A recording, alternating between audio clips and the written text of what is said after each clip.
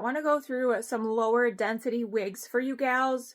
It is something that a lot of like manufacturers don't actually put like the density amount on their detail list. So sometimes you rely on our reviews to know if it's going to be a lower density, a medium density, or a higher density wig.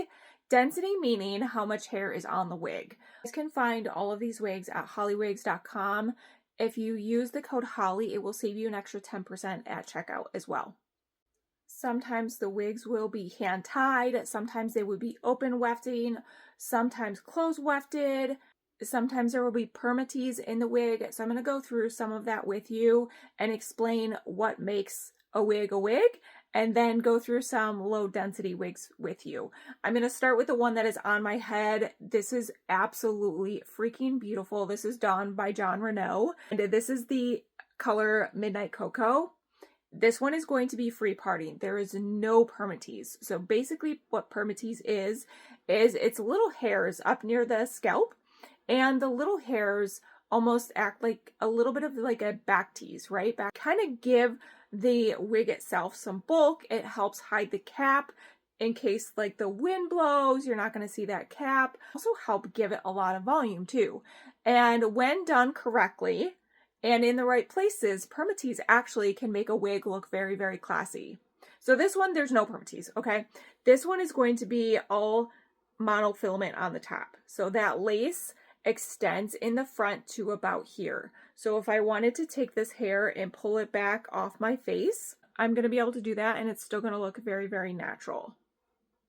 As well as I can part this wherever I want, and it has a lot of versatility that way too. See, like there's not a ton of hair on this wig, which is why I'm saying it is a great low density wig. So let's go through this cap construction here. You're going to have that monofilament lace, like I said, up top, and then you've got that extended lace in the front that does extend into those ear tabs. You have the soft ear tabs with the metal stays.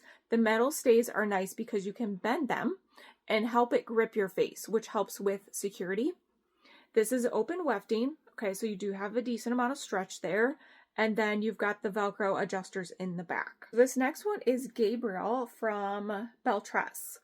And this is one of my favorites as far as like coloring, style, the flow of the hair, the comfort of the cap in this one. So this is a hand-tied cap. Not all of it is hand-tied, and I will show you in a second. But the hand-tied caps are nice because A, they tend to fit your head a little bit more like a glove versus the wefting caps, and the hair is hand tied, so it tends to fall a little bit more natural. Like, look how freaking pretty this is. So this one does have some layers in the front, as you can see that, and because you've got all of that free parting space because it's hand tied, you can still shift that hair around. Now this one also has like these really short pieces up near the front. So if you did want to do a kind of a fringe bang, you could do that as well. So let's go through the cap construction on this one. This is what I mean by wefting. So you can see those lines in the back of the wig. That is what's called a weft.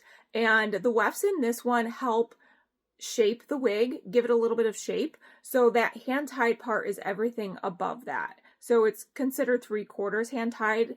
And then this one's nice because you have the silicone ear tabs, and then you can see all of the monofilament lace space on this one. And this lace goes all the way around from ear to ear. So if you wanted to pull up anything in front of your ear, you could on this one.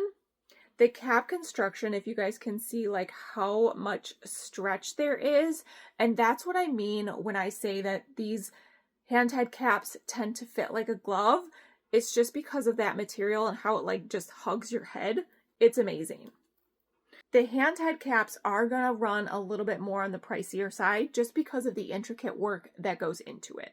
Okay, so now let's go through one of the ones that does have permatees so I can show you what that means.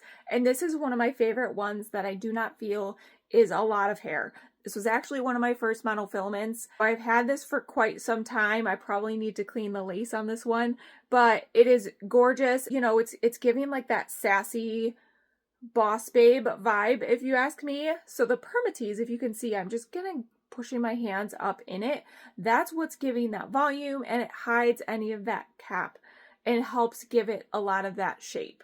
So I could do the same thing on this side if I wanted to, and just it gives you all of that volume. It's amazing, and I feel like the permatease on this cap is done very, very well. It's placed very well, and it really benefits the wig itself. So let's look at the cap construction of this Ignite by Jon Renau.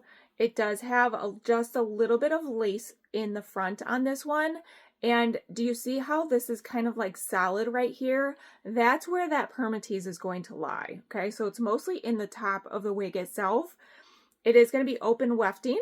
Okay, you do have the soft ear tabs where that lace goes into, and then the Velcro adjusters. The nice thing with Jon Renau too is it comes in different sizes. So based on your head size, they have petite, standard, large, which is always kind of nice.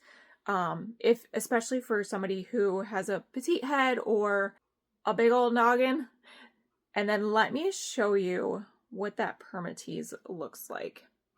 If you guys can see that, it's really hard to pick up like on camera. I always try and show it the best I can, but it's sometimes just really hard. So let's see here.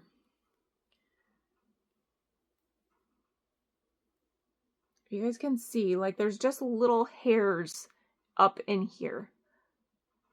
People either love permatease or they hate it. And like I said, if it's done right in the right wig, in the correct placement, it can actually help the wig out a lot. Last but not least, this is Beverly Hills by Belle Tress. And I wanted to show you guys this one because the cap construction itself is different than the others that I showed you. So this one is actually only a left-sided monofilament, so there's not all of that lace space that you can play with and part with. You do have to part your hair on the left side, which apparently a majority of people do anyways, so you shouldn't have a problem with that. But if you do part on the right to the left, you will not want this one. This one, again, it has a lot of layering. It is just very, very gorgeous. You've got the face framing layers on this one. And again, it's just really, really light in density. You do have that extended lace in the front. So if you did want to pull this back, right, and do a little updo or something, you could still do that and have it look very, very natural. Let me show you the inside of this. All right, so you can see this is that parting space where that monofilament lace lies, okay? Now this lace in the front, it does extend into those ear tabs, which is very, very nice. You can see there's kind of like a block of material here, which some wigs, that's where the permatease would lie. With Belle Tress, there is no permatease, okay? So no permatease in this cap. And then this is the regular wefting. So you can see it does have a lot of stretch, but these are sewn in rows by a machine to get the hair to connect to the cap. And then you have the Velcro adjuster in the back, and it's just very, very lightweight. It all depends on what styles and everything you're looking for, but these are a few wigs that I have found that are so light and beautiful. You guys can find all these wigs at Holly Wigs Boutique. Thank you for watching, and I hope that this helped in some way, shape, or form when you're going to pick out your wig. If you have any questions, feel free to shoot me a message or an email. I am more than happy to help you on your wig journey.